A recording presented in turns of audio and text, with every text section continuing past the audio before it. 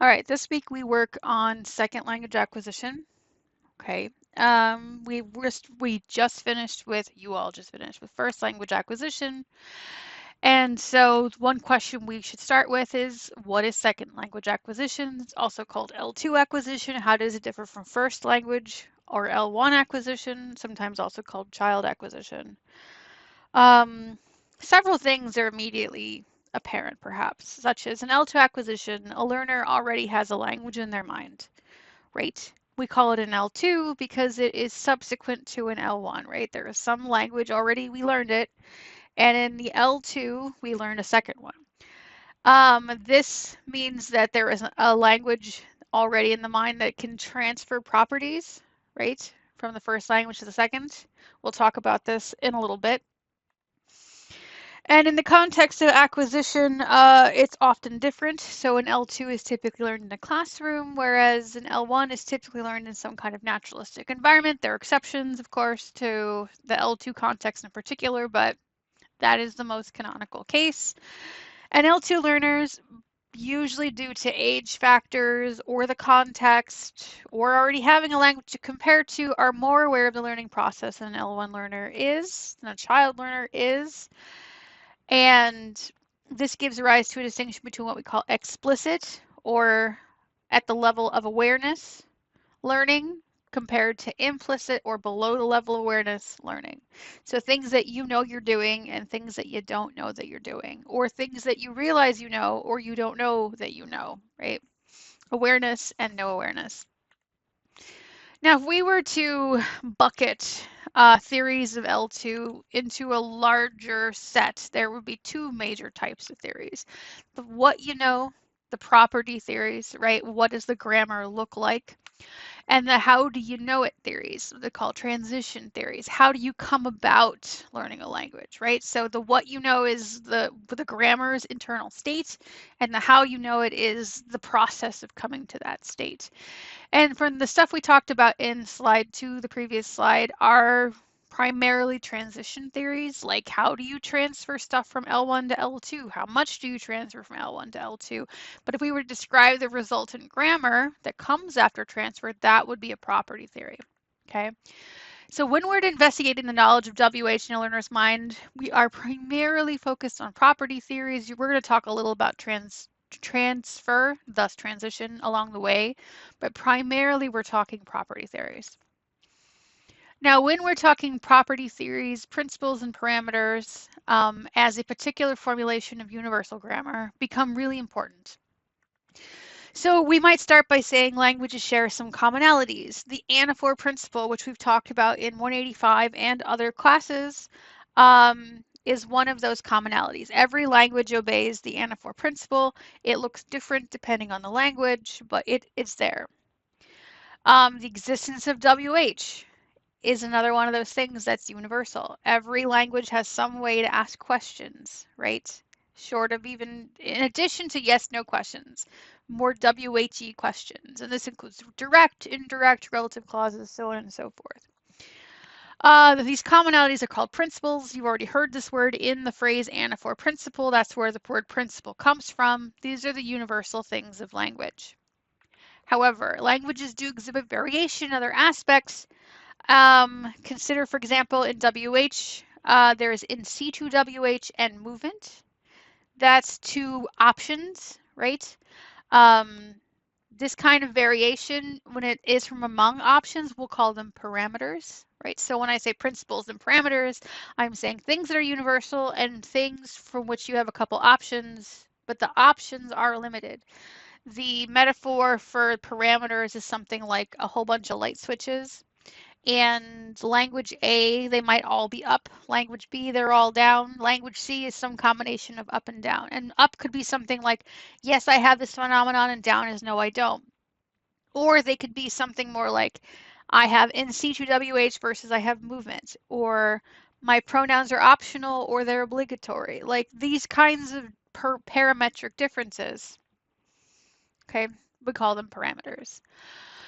Now acquiring parameters, let's look at an example of Japanese and English because they do parametrically differ. for WH. They're also the languages that pertain to the study we're going to talk about today. So let's take a look at these two sample questions. What did John eat? And it's equivalent in Japanese, Jon ga nani o tabemashita ka, right? In the example 2, you see the gloss below. John is the subject. That particle ga is telling us it's the subject. The O on nani is marking what as the object, and tabemashita is past tense eat, and then ka is a question particle, which in certain registers of Japanese you stick in to say, hey, I'm a question, okay? Which is a really fun thing. Now, parametric differences. I'm going to start with a really basic one, and then we're going to apply it to WH. We're going to actually use one parametric difference between Japanese and English to diagnose another. Are you ready? So English is what we call an SVO language. That means that in normal contexts, in most declarative sentences, the order of words you get is the subject, the verb, and then if there's an object, it comes after the verb, right? So something like John ate cookies. Okay, that's the normal or what we call canonical word order in English. Whereas in Japanese, the normal word order is SOV, which would basically be the equivalent of in Japanese, you have to say John cookies ate. Okay. If we have that fact, that difference, right, that parametric difference in word order, locked and loaded, let's take a look at examples 1 and 2 and ask ourselves, is there likely to be WH movement in these languages? So let's start with 1. You may already know that we have WH movement, but let's use our diagnostics so that we can practice for using it on Japanese. What did John eat? So in terms of the subject, the verb, and the object, what is the order in number 1? What is the object, right? John ate cookies.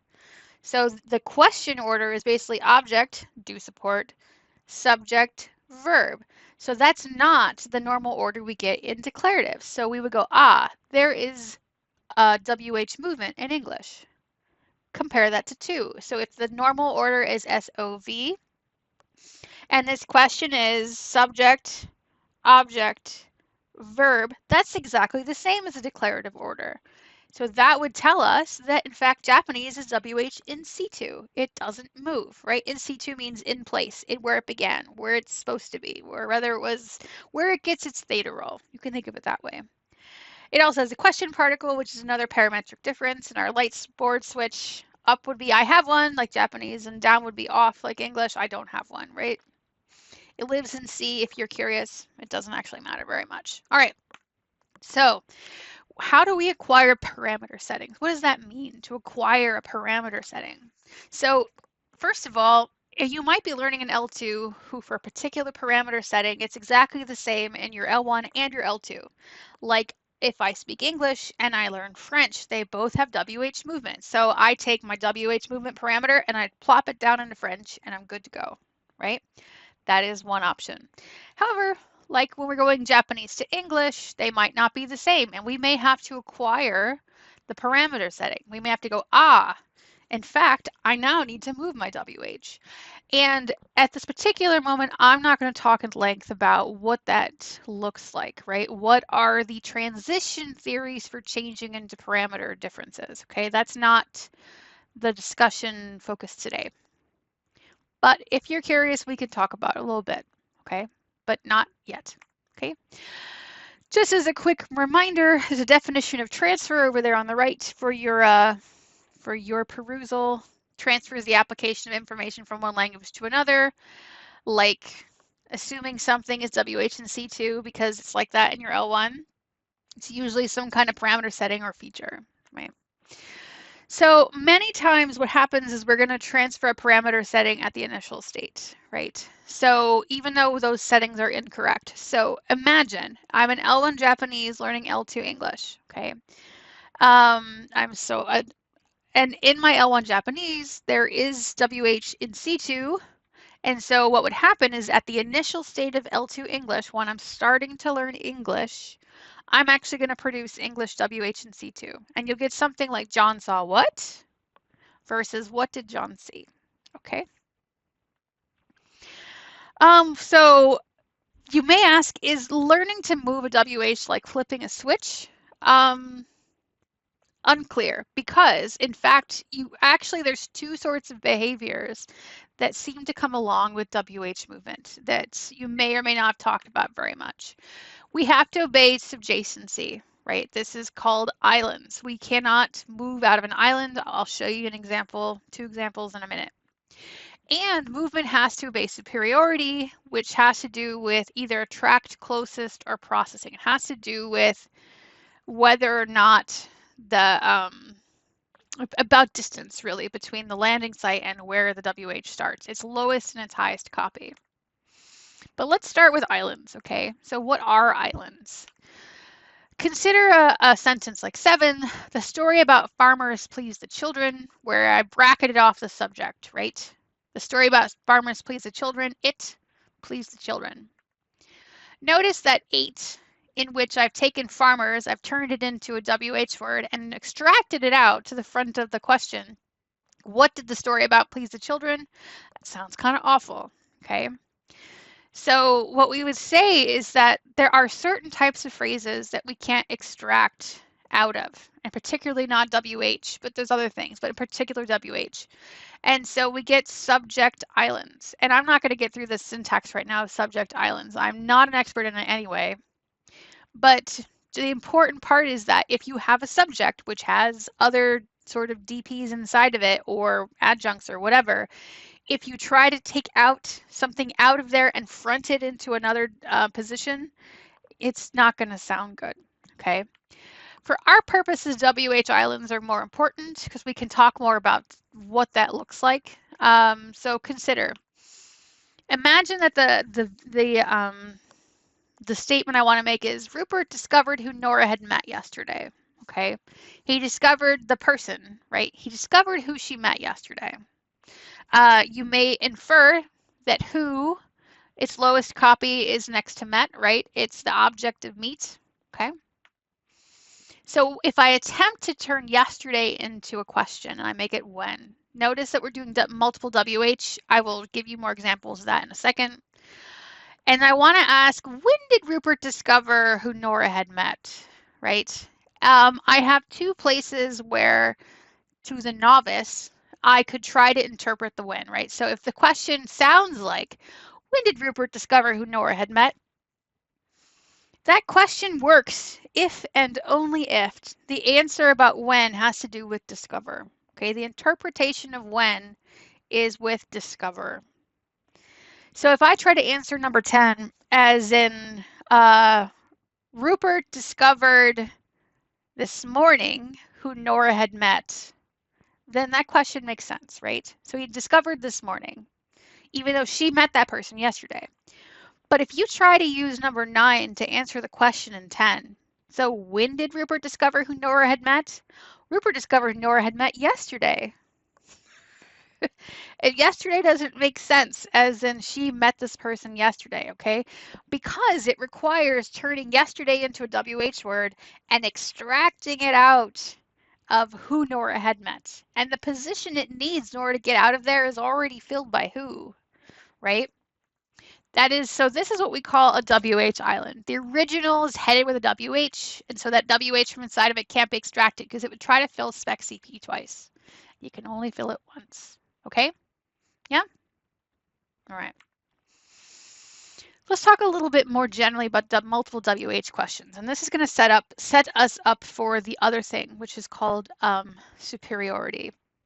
Okay, so let's take a look at the following sentences. John bought a newspaper and the professor said the students studied in the library over the weekend. 5 is a lot more like what's happening in this study, but let's practice with 4, okay?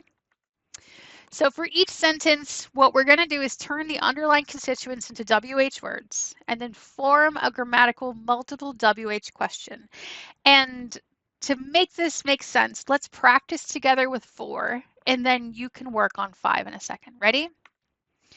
So in 4, John bought a newspaper. If I were to turn John into a WH word, I wanted to ask a question whose answer was John. John is animate, so I would use who, okay? Now a newspaper is inanimate, okay? So it's going to be a what? So if I wanted to ask a question whose answer was John bought a newspaper, but has who and what in it, that question would be who bought what, okay? Now, this question is more natural in a situation when there's a bunch of people buying different things. You know, you walk into a party and there's like 73 billion plates because it's a potluck, and you go, okay, who bought what? Because you want to thank them for what they brought or whatever.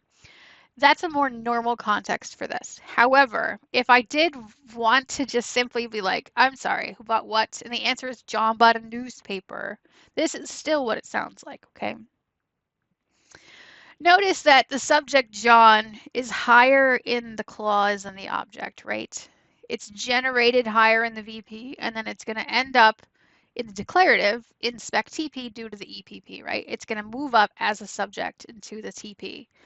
It is higher than the object so that when the CP is looking for something to pull into spec CP because it's a WH question, it's going to pick the closest thing. This is what we call superiority. It's going to pick the closest thing it can find.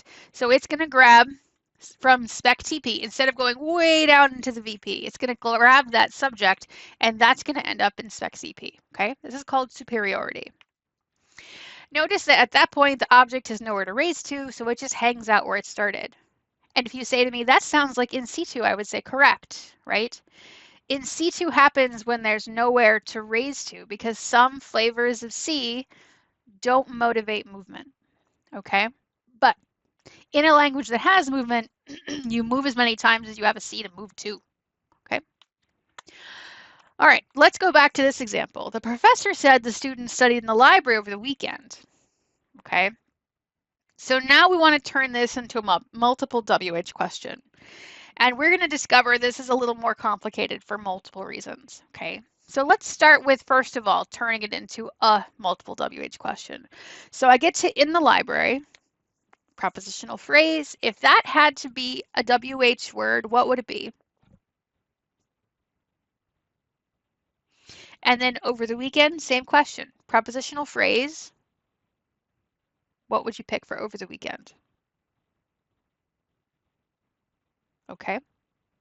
So I would imagine that in the library being place, you're going to pick where. And over the weekend being a time frame, you're going to pick when. Let's make that general assumption. Let's just go with that, okay? Which means the echo question version of this is the professor said the students studied where, when, right? Echo question is when we just say stuff in situ because we're confused, right? We're like, huh? You know, like you didn't hear it well. That's a nice diagnostic for where something started, okay? So then when I go to form the question, one of those needs to end up in spec CP, right? So you get something like, where did the professor say the students studied when? Okay. Now, in order for where to get out of the embedded clause, it's got to move through spec CP, right? That's just how it works. You can't escape a clause unless you've moved through spec CP. And if it's filled with something, anything left over can't move again, okay? Only one thing is going to pass through that position. We call this cyclical movement, and a doubly filled comp restriction, right? You cannot fill the complementizer specifier or the comp head itself twice, okay? So where did the professor say the students studied when? When cannot also move into that position, which means it's going to stay in position where it was, okay?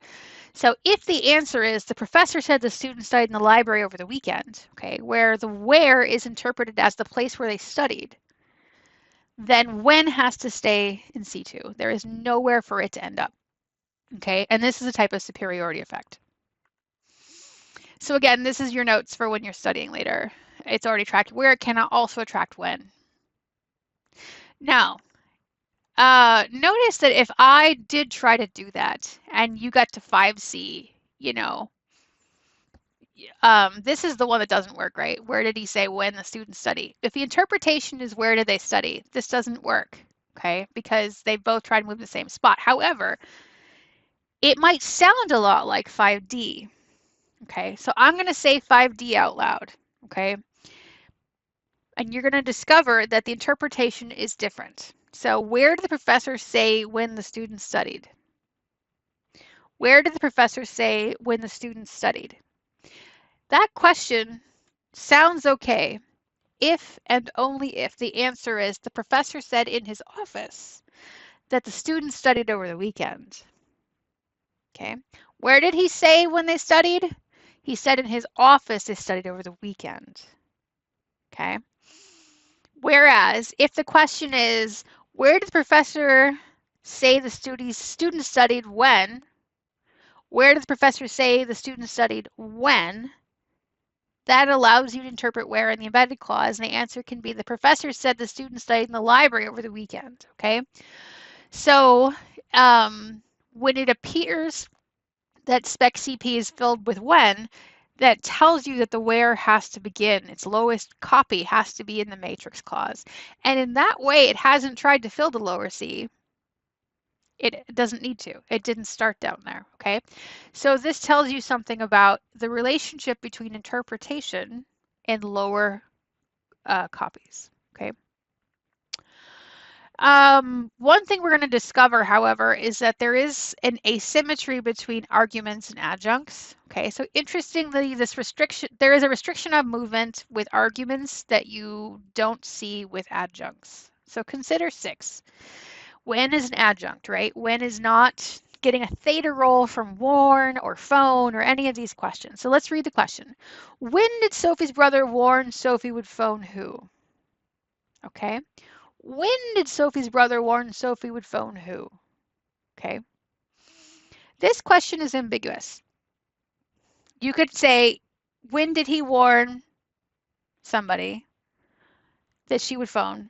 Or it could be, when was she going to phone? Okay. An adjunct is not very strict in terms of which interpretation we're going to pick. Okay. Now, if you move who to the top of the lower clause, it does force it to be when in the matrix clause for the same reason as the previous example. But it is possible to have it in both places. Compare this to 7. Who did Sophie's brother warn Sophie would phone when? Right? It's very, very atypical for a native speaker to interpret the who in 7 as being the person phoned. It's very atypical, okay? Because there is a processing restriction that says that we want to reconstruct arguments in the closest possible place, okay? So who did Sophie's brother warn? Who? Sophie would phone when, okay? Just for reference, these are what the trees look like. The precise mechanisms for representing them may differ depending on who your syntax instructor was, but like the most important thing here to note is that who, which is up in spec CP because it is, WH moved. Its lowest copy in this version is getting a theta roll from V from the warn in the matrix clause, okay? This is the interpretation that's most natural for a native speaker of English, okay? The interpretation that is not very natural is this one, where the lowest copy of who you can see is down inside the CP. Sophie would phone somebody when, okay? Because there's a site there where I put these 3 little dots, there is a spot that you hypothetically could have reconstructed it when you're hearing the question. This is really unnatural. And this is a processing preference. This is something that native speakers of English do, right? And this is attempting to incorporate the information into your grammar, okay? This is going to kind of matter eventually, but it's not the most important thing yet. Okay, so put a pin in this thought until the end of this presentation. Okay, so let's go back to L2 learners. If I wanted to ask, do second language learners interpret multiple WH the same way as natives? And if you read Hawkins and Hattori, this is slightly different than the question they're asking. But I think this is one that we're going to have an easier time, I think, assessing. I may also ask the question, are they interpreting multiple WH the same as natives, and does it differ between them with islands and places where superiority is also relevant? Okay, so what we're going to do is we're going to look at their interpretation of certain questions with multiple WH in a very general sense, and then we will get back to places where there should be an island restriction and there should be superiority restrictions like we saw with Sophie and phoning and all that.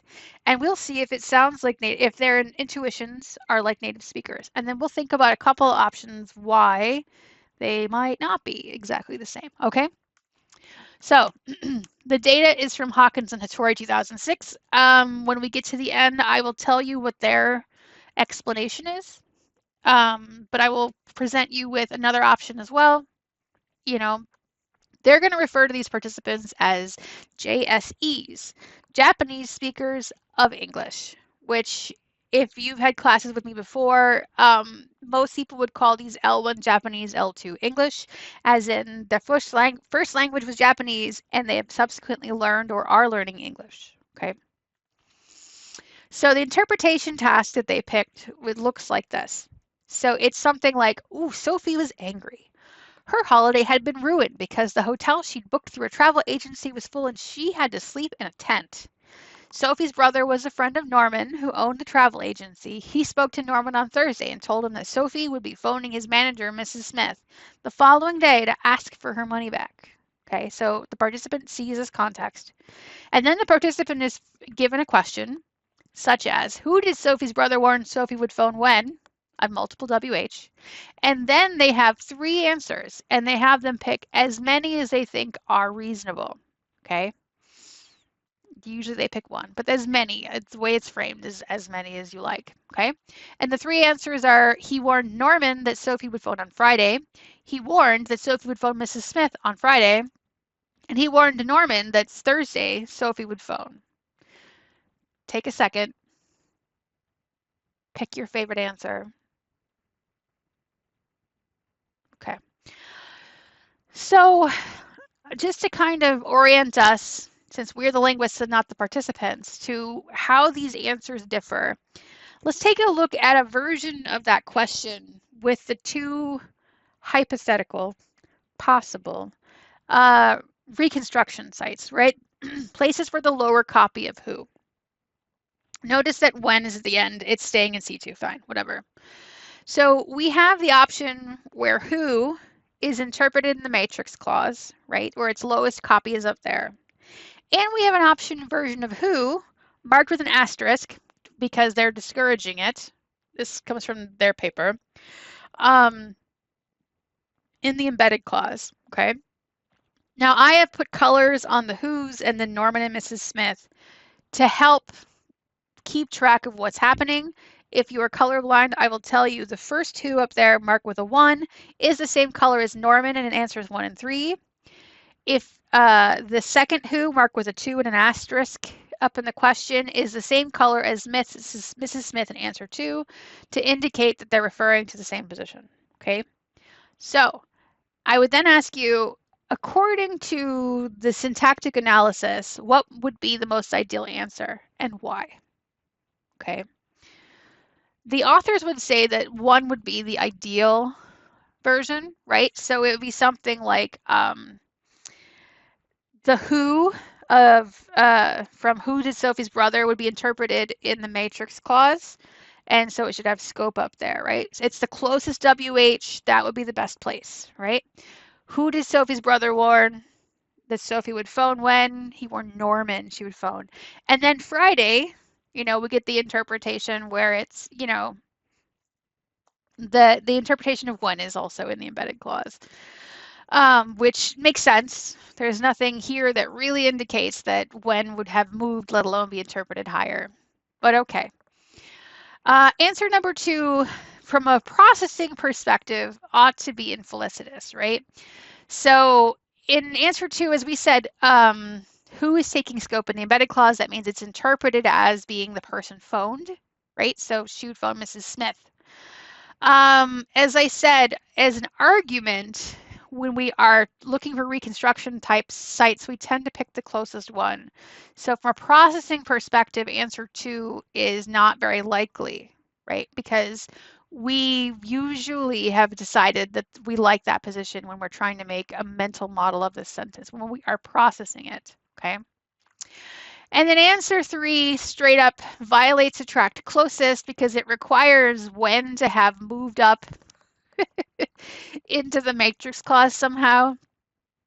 It can't do that because the spec C of the matrix clause is already filled, right? It would require something like this. Notice that I've wrote, this is not possible in caps. It would need a question like, who and when did Sophie's brother warn Sophie would phone? But that, yeah, you cannot move both who and when up into that position. Okay, so to interpret the adjunct in the matrix clause, there is no motivation to do that. Okay, all right. So let's take a look at the methods for the study that Hawkins and Hattori did in order to understand the data when we see it in a moment. So they have 19 JSEs and 11 English natives as a control. They started with 39 and 19 respectively. And you may go, wow, that's a lot of people lost. And I would say yes. But they had a reasonable reason for doing it. And it's this, okay? Imagine that I'm giving ambiguous items to these participants, right? And in those ambiguous items, they had a very strong preference for always picking the matrix clause, right? And that really strong, like if I said, when did John say he would visit? That when could be when did he say it or when did he visit? It's ambiguous. If they have a really strong preference for the matrix clause, when did he say? Then that means you're never going to possibly get that lower interpretation, right? You're never going to really get the other. And so in places where ambiguity is possible, you're not going to see a difference, right? You don't want people who don't have any differences. And I would point out that as a processing difference, which again is not something Hawkins and Hattori talk very much about. And you'll see in my summary of this article that that can matter, okay? Anyway, so they picked people who, at least some of the time, picked embedded clauses in ambiguous cases. And they additionally controlled the proficiency for the JSEs. It's going to be intermediate or so. The format of the task was an untimed paper and pencil test, and each item was on a separate sheet of paper, right? So imagine that they have a piece of paper, and on it is a story, the question, and the 3 options, just like we did with the Sophie example. And then once they answer that, right, so they choose all the appropriate answers, and then, because it says you can't go backwards, it's like the equivalent of being like, someone takes that sheet of paper away from you, and now you have the next one. It's like that, right? And for the learners, the JSEs, the story component was in Japanese to reduce responses that could be due to misunderstanding the story. So they didn't have total faith that they would understand the story, which tells me these people are intermediate proficiency. The question, the answers are in English. This is a design used by previous studies. There are some questions I have about having them in a bilingual mode, but that's a whole different issue. Okay, so the items, these are some of the example items. So for example, some of them are things that are unambiguous and had arguments. So who did the head teacher suspect had taken what, right? This is still multiple WH, but the base sentence is the teacher suspected that so-and-so had taken the train or whatever, or the book, okay? So there is no reconstruction site, no lower copy possibility for who within the matrix clause because the argument of suspect is a CP. So-and-so suspected something, okay? Suspected a CP. So it means the only reconstruction site is in the embedded clause, so it's unambiguous. Item B, for example, is ambiguous because it's adjuncts. So when did Henry remember Louise had lost what? Can either be when did he remember it or when did Louise lose it? So this one's ambiguous. And compare that to the superiority violation we've been discussing. Who did Sophie's brother warn Sophie would telephone when? Okay, where they ought to prefer the matrix interpretation because it's the closest one to the top over the second one, the lower interpretation. So here are the results, okay? The data was coded to be percent of the time they chose the embedded scope. So the percentage of the time that when they answered the question, it meant that they thought that the who or whatever came from the lower clause, okay? Now notice that in the A, which we said was unambiguous, the only possible interpretation should be the embedded clause. Natives and non-natives both, so JSEs and non-natives are on the left. All but 100%, nearly sealing, always picked the interpretation in that one spot because that was the only spot, right? So nearly 100%, because 100% would be 1 here, right? And then in the ambiguous one in B, when did Henry remember Louise had lost what? Could be either remembered, when did he remember, or when did she lose it? It is ambiguous, and both groups picked the embedded clause 3/4 of the time. Okay, it's ambiguous. Okay, and then we get to the example we've been discussing. Who did Sophie's brother Warren would telephone when? You'll notice that the natives only picked the embedded interpretation 1/3 of the time. And you would say to me, that doesn't sound like a hard grammatical stop. And I would say to you, yep, I agree with you. It sounds like a processing preference, and a heavy one at that. That they really prefer to reconstruct who in the upper position, right, in the matrix clause. However, notice that the JSEs are treating this argument version very similarly to the adjunct version. 3/4 of the time, they're reconstructing it as Sophie telephoning Mrs. Smith. All right, so that's kind of interesting. Okay. Just so you know, this little star, what it means is that they're significantly different for this item type in terms of its stats, of course. Okay, we won't get deep into that, but just know that the stats said this was different. It looks different too. So let's return to WH Islands. That was our other piece of behavior, right? So remember, we had something like Rupert discovered who Nora had met yesterday. And a question based off of that statement, when did Rupert discover who Nora had met, right?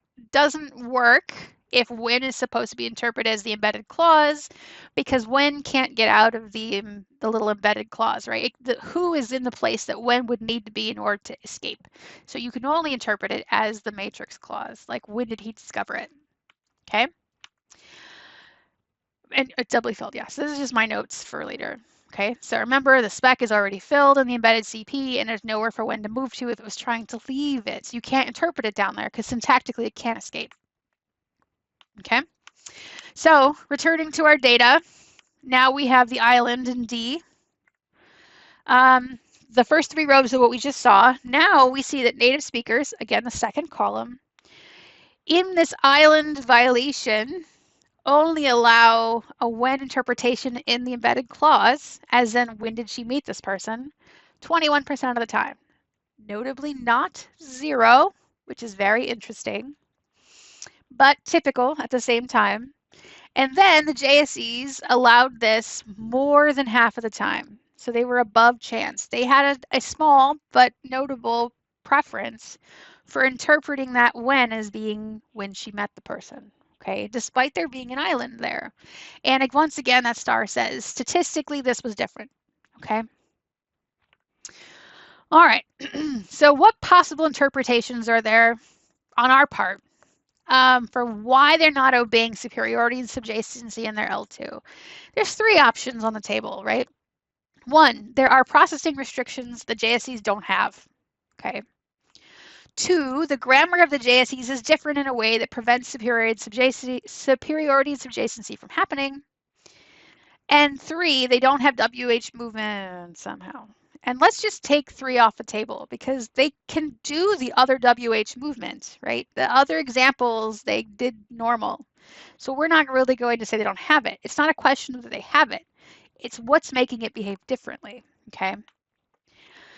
So here's option 1, okay? There are processing restrictions that the JSEs don't have, okay? And just as a quick reminder, processing is the assignment of structure in real time. It'd be like if I am reading, listening to, or watching someone sign a question, from top to bottom, I am predicting a tree, and sometimes that prediction is wrong, okay? We'll get more into processing after spring break. But that's what it would mean, okay? This option is reasonable for the superiority effects, right? So remember, the superiority effects were for arguments, we have a heavy preference to reconstruct in the top position, okay? So the JSEs know that the interpretation is ambiguous for adjuncts, but they don't apply the restriction in arguments, right? That preference, and notice, 1/3 of the time, the natives were still allowing that lower interpretation. 1/3, but they don't really see that preference. They treat it exactly the same as adjuncts, okay? And it's not that they don't have argument versus adjuncts. They have that you see it elsewhere, but they don't have that restriction. And that very, very possibly could be an interpretation, a processing thing. Okay. This particular option is a little harder to apply to WH islands, so why would processing differences allow extraction through a filled site at all? Right? That I don't have a good answer for that off top of my head.